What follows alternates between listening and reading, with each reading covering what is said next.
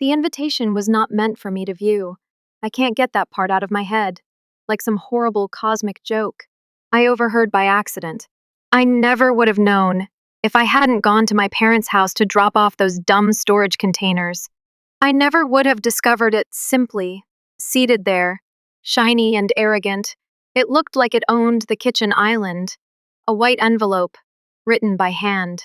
The handwriting of my sister. "The big day is finally here," it said in curly gold letters. "We ask you to join us in celebrating our love." It wasn't for me, though. It didn't have my name on it. Not in a careless manner, such as, "Oh, oops, we just forgot to send yours." Just kidding. No. Tucked next to a bottle of champagne. It was addressed to my parents as if everything had been prearranged. As if everyone was aware of the wedding. All except myself. I'll go back. Rachel is my name. My age is 33. Up until that point, I believed that my relationship with my family was good, and I reside in Denver with my dog, Bean, a theatrical and overly attached golden retriever. I would at least be on the guest list if my only sister were getting married, even though I'm not flawless or sitcom close. Marissa is her name. Her age is 31. When trauma was a group project in high school, we were close. However, after college, a change occurred. She became more polished and shiny. She started this lifestyle site, which has a lot of avocado toast, faux rustic, and linen dresses, and she went to Northern California with a guy named Noah, who looked like he was straight out of a Bon Iver music video. Everything became about the brand and the vibe. Noah was all right. Vanilla. However, he was treated as though he were made of gold and foretold by Marissa. The airy captions for all of her posts talked of soulmates and building our forever, whatever that meant. He and I never clicked. It wasn't that he was bad, just because it wears you down to be around people who make you feel like an extra in your own life. He looked at me hardly at all. I believe I caused him discomfort. Or perhaps I simply didn't match the style. The envelope, anyhow. I was delivering storage bins to my folks' house. I was only being helpful when my mom asked if I had any extras, because she was reorganizing the garage, which I now know was code for getting ready to host post-wedding brunch. It was there when I put the bins down and went into the kitchen to get a drink. The envelope, that request. I took it open. I should not have, I know. However, it wasn't sealed, and I could immediately feel my stomach turning. I had a feeling it was about her.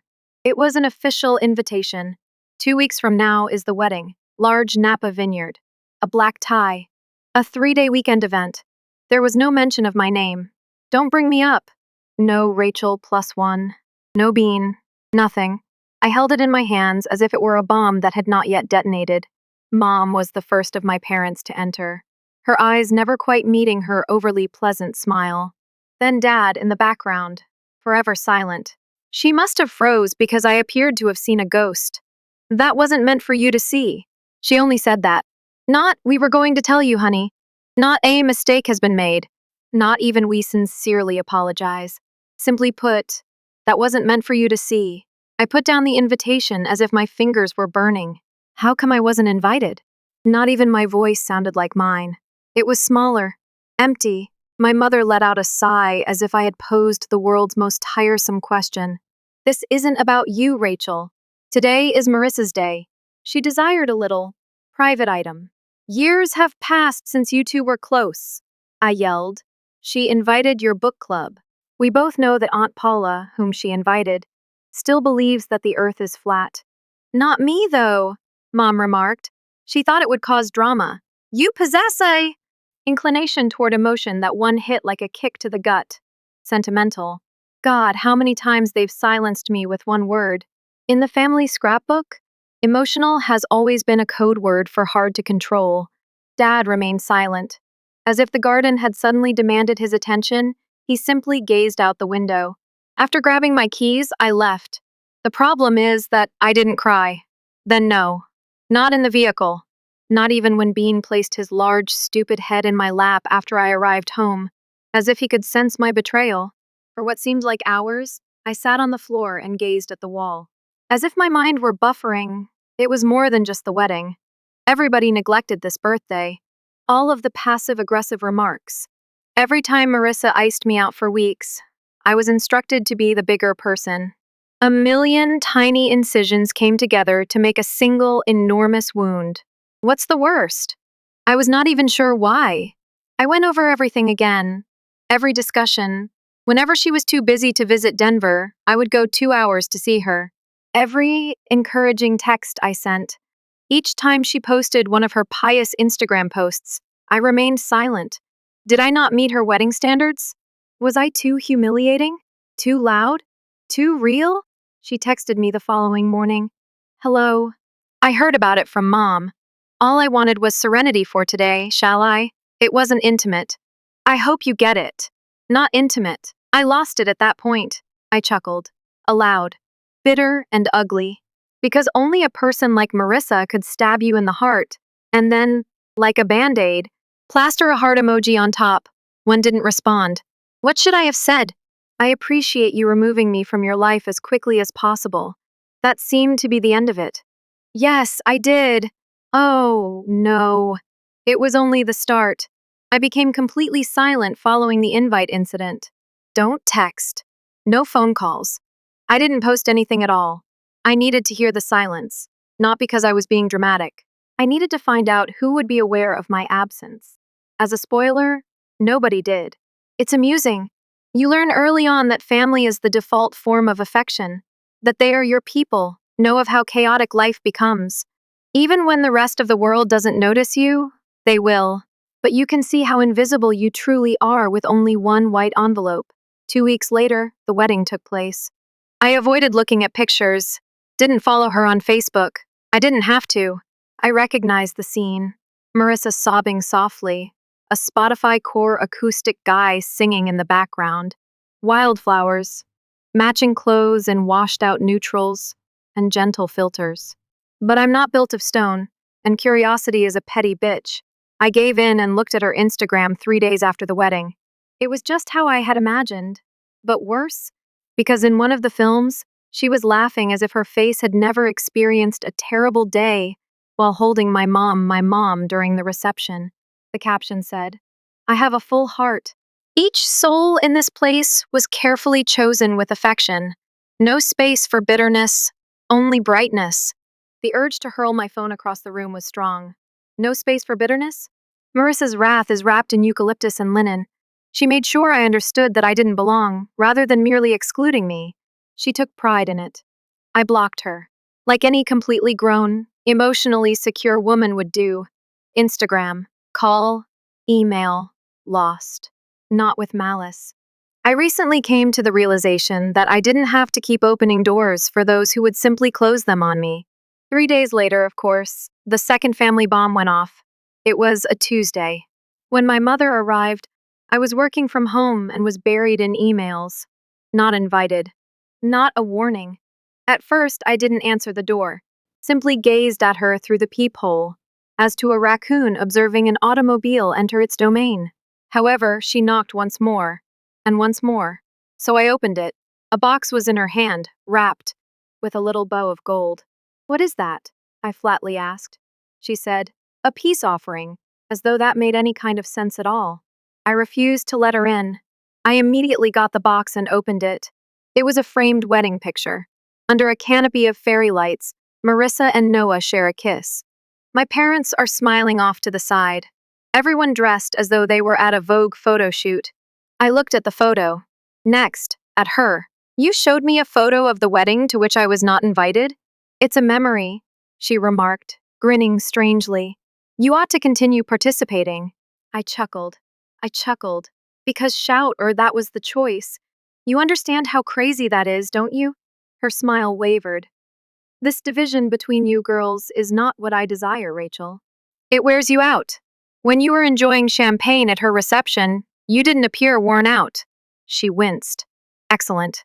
She then went on to do that thing. The thing where she pretends to be the victim. Eyes soft, shoulders sinking, as if she were the one in pain, as if she didn't intentionally allow things to occur. I didn't want to take sides, she said. However, you did. Between us, that hung there, heavy, horrible. Then she went off, didn't attempt to argue at all, as if nothing had happened. She simply clicked her heels on my driveway and walked back to her car. She also stepped out of the frame. I disposed of it in the garbage. The problem is that you begin to doubt everything when you're excluded in that way, not simply forgotten, but purposefully removed. Not only them, you. Was I too much? Like? Too loud? Too delicate? Did I make a mistake and miss it? Did no one tell me that I was the family's disappointment? But suddenly, I had a memory. It was something insignificant and foolish, but it stuck. Marissa and I tried out for this school talent show when we were kids, maybe around the ages of 10 or 11. She desired to dance. I had composed a poem on our grandmother's passing, and I wanted to read it.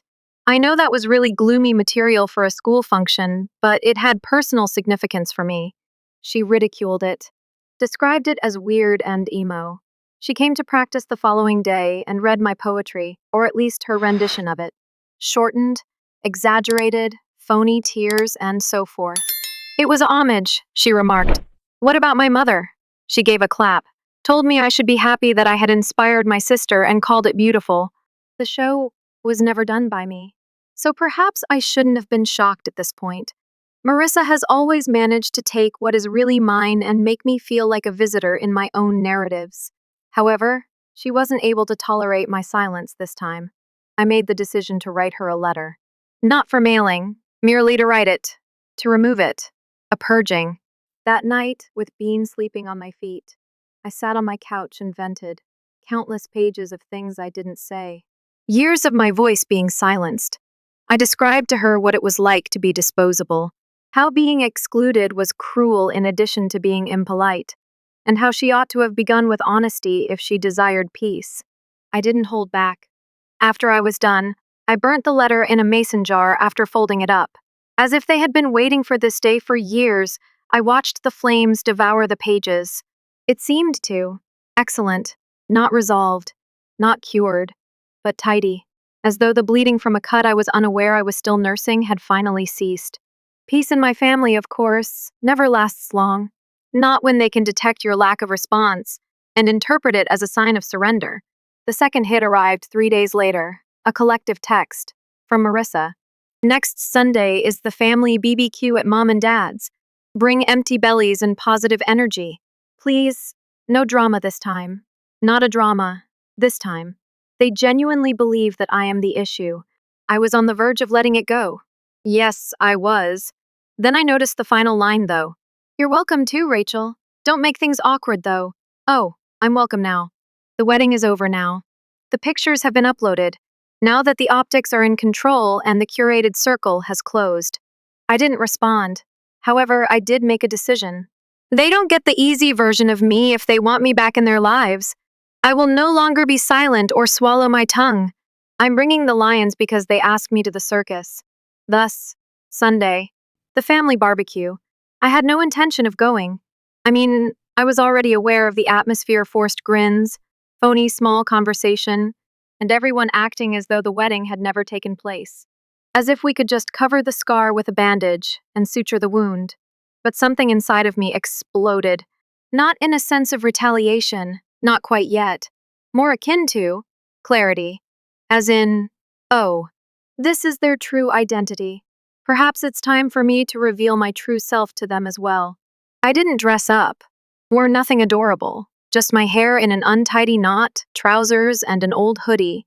Bean was with me. He might as well be allowed to sniff strange plants and plead for food if I had to endure it. The driveway was packed when I arrived at my parents' house. Chairs on the lawn are out. The fence was hung with fairy lights, decor on par with Pinterest, as if they were attempting to attract a healing aesthetic. Of course Marissa was there.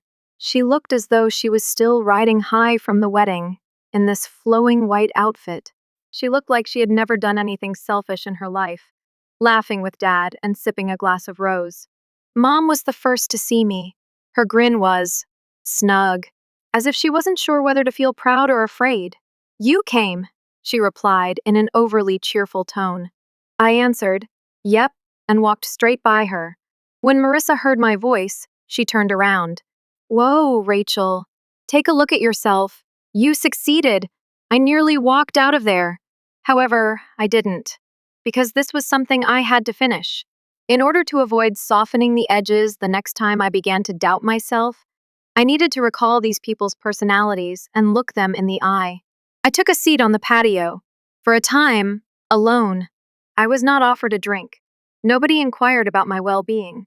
I observed my sister exhibiting pictures from the wedding to those who were already present by passing her phone around, as if they hadn't just experienced it, as if I weren't invisible, enjoying a warm La Croix from 10 feet away.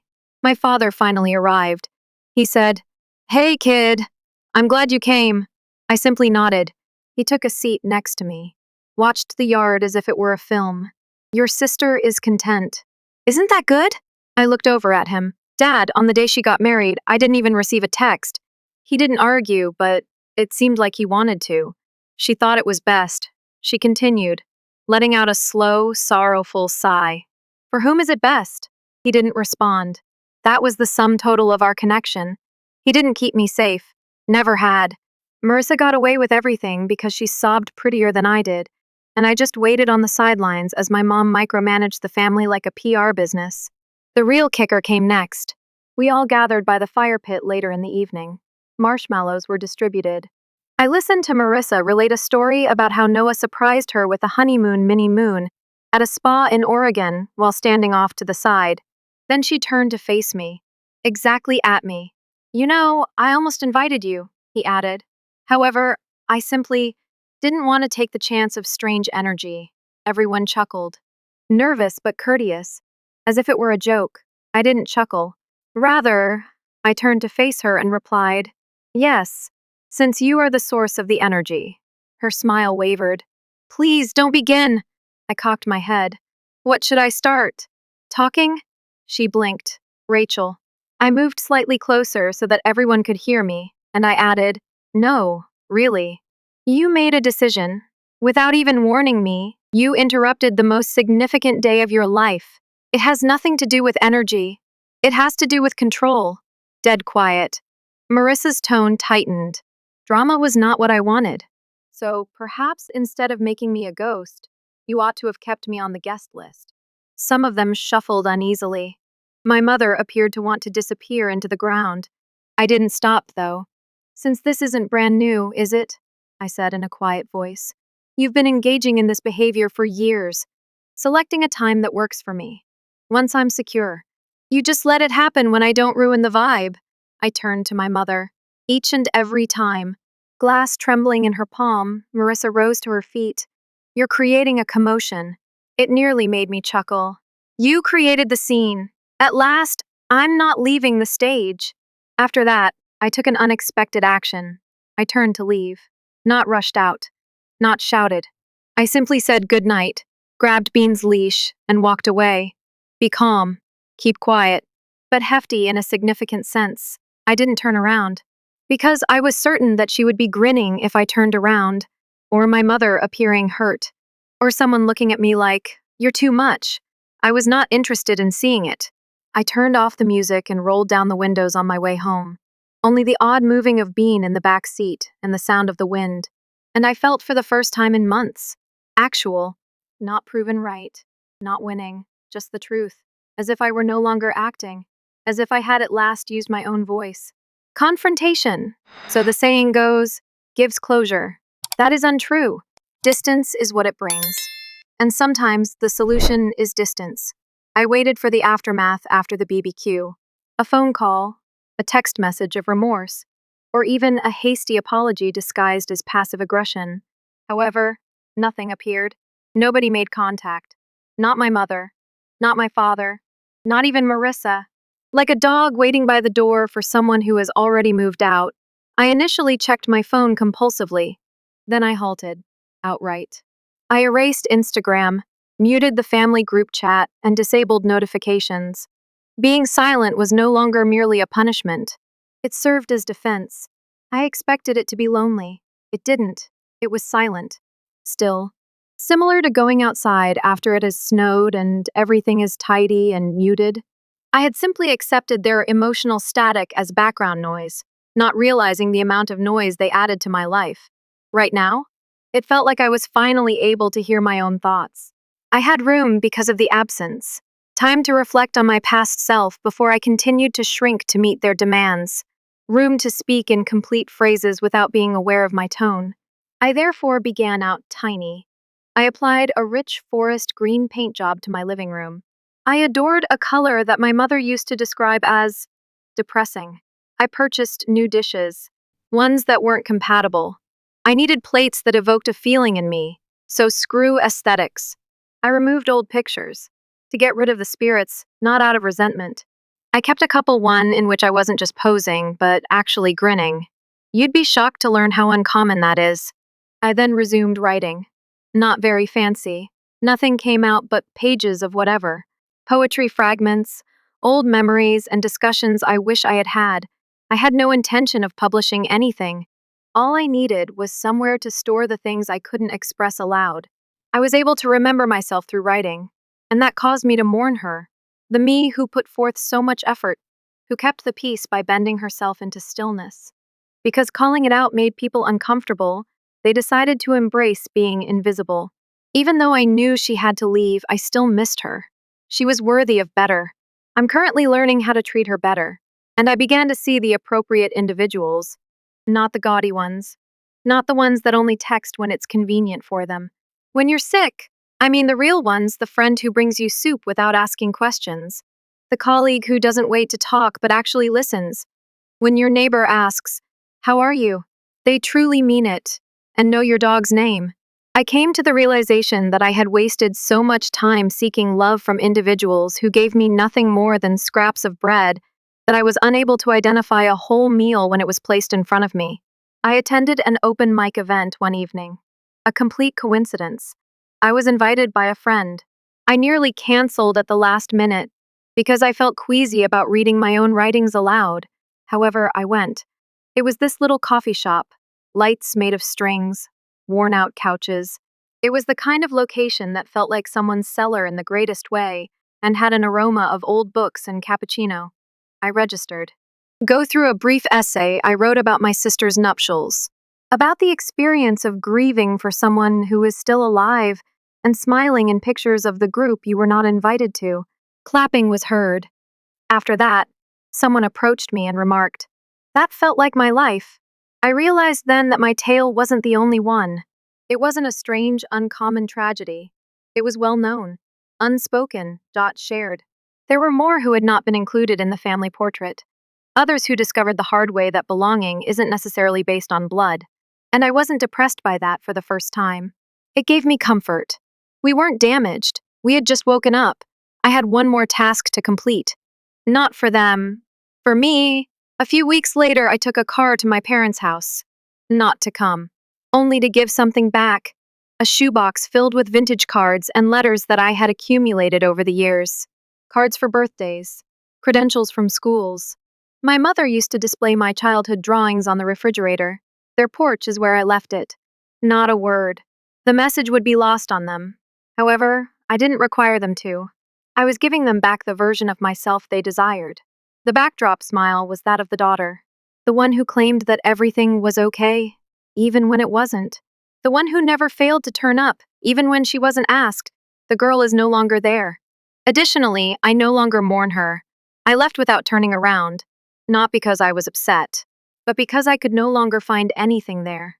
And truthfully, it was peaceful. The conclusion isn't that dramatic. No music of triumph is heard. There was only a slight change in the air. A steady, methodical reclamation. I still have bad days. They are still on my mind. Particularly when the dog is snoring and it's silent at night. And I wonder whether they're also thinking about me. However, I'm not as crushed by such thoughts as I once was. They go by now, similar to the weather, and I remain grounded, because I at last gave up trying to find a home in individuals who never accommodated me. It has now been nearly a year. No grand reconciliation. No abrupt "we've realized our mistakes" letter. Just more silence, as long as a route I no longer travel. It's funny how people assume that, because there was no yelling, things weren't that horrible. However, no shout may pierce as deeply as stillness. It persists, sound waves, causes you to doubt your value until one day you simply don't. That's what I experienced. I ceased to inquire why. I stopped reliving the incident in which I was removed from a wedding, as if I had never been there, ceased daydreaming about the ideal return or the ideal me that may have been enough. Instead, you know what I started doing? Existing. I moved out of that small apartment with the faulty dryer and the noisy neighbors, discovered a spot where Bean could run in a small fenced yard with trees outside each window. The bedroom was painted a vivid blue resembling sunset. This place is silent, not the lonely sort. The kind that is revered. The type that allows me to hear my own thoughts. Listen to me recover. I established new customs. Bean and I go for morning walks. I don't rush when I go food shopping on Sundays. I usually leave my phone set to Do Not Disturb. I began learning how to prepare meals, not simply food. Untidy, tasty, flawed items that seemed more like sustenance than survival. Every account that made me feel inferior was unfollowed, even those in the family, particularly those that are family. It was not a hateful act, simply a pruning, removing dead branches to make room for new growth. Yes, occasionally, people do ask, have you and your sister resumed your conversation? Do you ever get to see your folks? I simply remark, we're in different seasons, with a smile. The majority of individuals follow the hint. Others don't. They dig. Isn't family everything, in your opinion? When I heard that in the past, I used to wince. I used to think that I was the one who failed. Right now, I simply shrug. When something is ugly, family is there to help. The talk usually stops there. I didn't receive my retribution, not in the manner that most people think. A wedding wasn't ruined by me. I didn't burn bridges with gasoline, leave nasty voicemails, or post a tell all on Facebook. However, I took a better approach. I moved away from the flames. Nobody ever tells you that sometimes doing nothing is the most powerful thing you can do. No response. Don't chase. Do not repeatedly explain your position to those who are determined to misinterpret it. Nothing but silence. Simply leaving and allowing the fire to extinguish without your presence. It does, too. Finally, they gave up trying. Perhaps they recognized that I wasn't biting. Perhaps because they felt in their hearts that they had crossed a line they couldn't get back. I'm not sure. I don't have to. I once believed that an apology was what justice looked like. Justice can be a border, I now see. A door that is locked. A successful life without their consent. Now, I have that. I received a card in the mail last month. I recognized the handwriting Marissa, but there was no return address. It was an announcement about a baby. In July, a baby girl is due, not a word. Don't apologize. Simply the sort of card you give to folks you think are still interested. I didn't. Not with malice. Simply emptiness. For a minute, I gazed at it. After that, I utilized it as a bookmark in the book I was now reading. I left it there, as if I had already turned a page. I found closure in that. Not a discussion, not a shout. Simply choose not to respond, prioritizing my tranquility over their performance. The girl I used to be still crosses my mind. The one with the anger in her throat and marshmallows in her palm, standing in the backyard. I adore her for speaking at last, for recognizing the trend at last and deciding not to follow it. She was worthy of better. She's understanding now, from me, each and every day. I can relate if you're reading this and have experienced exclusion, ghosting, or being treated like an extra in your own family's film. You're not insane. You don't act dramatic. You're not damaged. The notion of you can occasionally be more appealing to others than the complex, emotional, and real you. Stopping pounding on a door that only opens to control, you can sometimes be the bravest thing you'll ever do. Allow them to maintain their desired tranquility. Go construct your own, even if it's silent, even if it's not very big, even if it's just you and your dog eating soup in a blue room without a word. That remains sacrosanct, my friend.